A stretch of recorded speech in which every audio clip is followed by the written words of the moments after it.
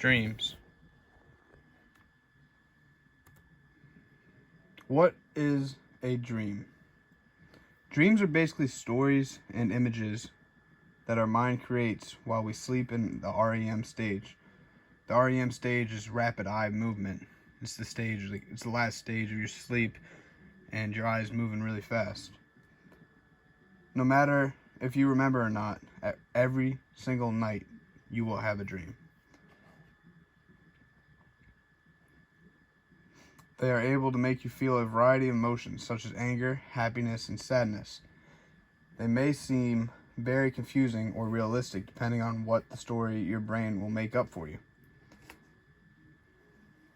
The average human has multiple dreams in one night.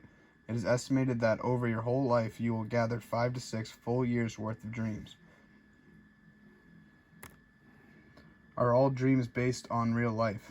Typically, dreams consist of people we know, the scenery we have seen in our waking life. Some may seem fantasy-like, or like you're acting something out that is just not possible in your waking life. Nightmares. Why do we have them? Researchers believe that nightmares are primarily caused by post-traumatic stress disorder, anxiety, dissociation, and psychological changes. Nightmares are known to create feelings of terror, anxiety, or despair. Nightmares can lead to sleep problems like insomnia, or can cause psychological distress. Nightmares are much more of a problem in children rather than adults. They are more vivid and realistic with children because they have harder time differentiating between fantasy and reality.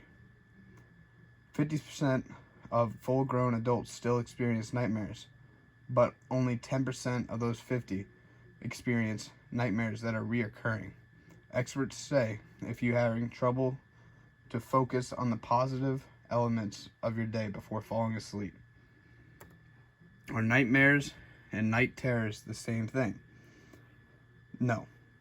Night terrors are perceived by regular people to be caused by nightmares, but that is highly unlikely. Experts have found that night terrors tend to happen earlier in the sleep cycle rather than in the REM. What is the purpose of a dream? There is no right answer to this. It's purely arguments. A lot of people believed it was your brain trying to send you a message, but researchers now believe that it is just your brain mediating memory consolidation and mood regulation. What are lucid dreams? Everybody wants them, but nobody really knows what they are. A lucid dream is when the dreamer is aware they are asleep and therefore they can interact in their own dream and control what happens for the most part. The majority of people who say they have had this happen report they have used this chance to will themselves to fly, act out sexual fantasies, fight, and anything else you think about that you want to do. Research suggests that the brain undergoes a psychological change during lucid dreaming. In fMRI studies, the prefrontal cortex and cortical network, including the frontal, parietal, and temporal zones, have been shown to activate when the brain begins lucid dreaming. This appears related to the waking consciousness that characterizes lucidity. Can anybody have a lucid dream? Yes. Anybody can have a lucid dream, although most people do not get to experience them in their lifetime. Some experts say that lucid dreaming is beneficial to our mental health because it boosts creativity and confidence while lowering levels of stress. Many experts even believe that it is possible to train yourself to lucid dream. One of these techniques to lucid dreaming is waking up 2 hours earlier than normal, staying awake for a short time, and then going back to bed, with the goal of increasing awareness of fresh late-stage REM sleep dreams and eventually directing them. Another possible technique is to keep your body active when you're trying to fall asleep, such as tap the side of your bed with your one finger lightly as falling asleep, because you will go into a sleep where you can control. Dream analysis. The biggest myth about analyzing your dreams is that there is a stringent set of rules you must follow. That's false. Everybody's different. Everyone's unique. So there's no set of rules you must follow. You should first record your dreams. When you wake up, take a minute to write down what you remember about your dream. Then try to remember how you were feeling in that dream. Were you happy? Were you sad? Angry?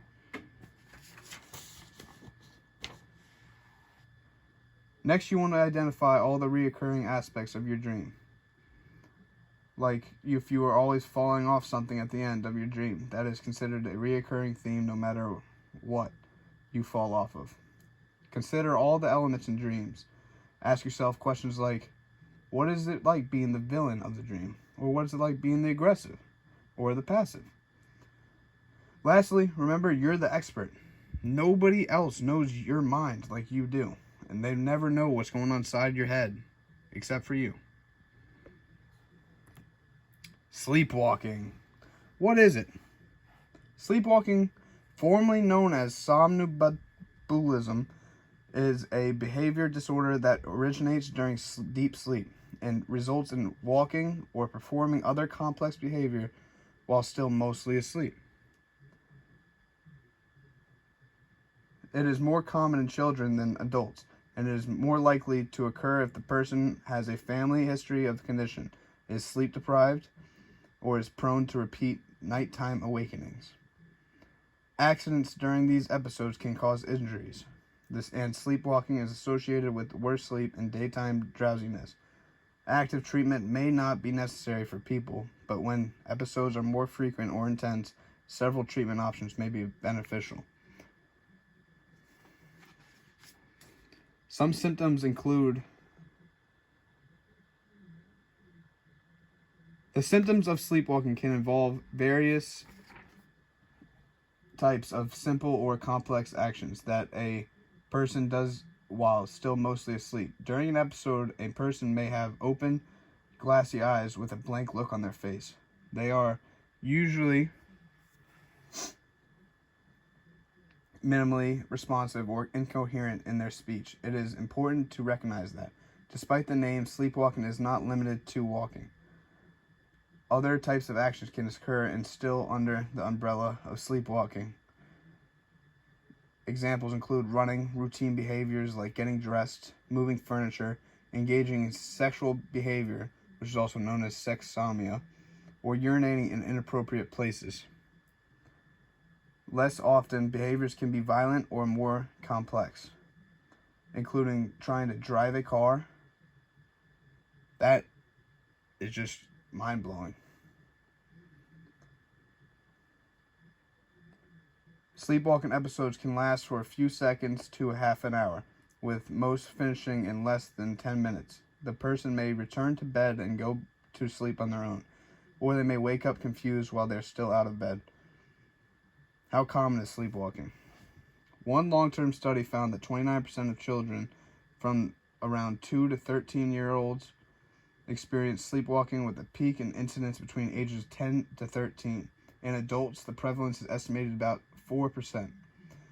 Attempting to account for these methodological difficulties, a meta-analysis considered 51 separate studies of sleepwalking and concluded that 5% of children and 1.5% of adults experienced an episode in the last 12 months.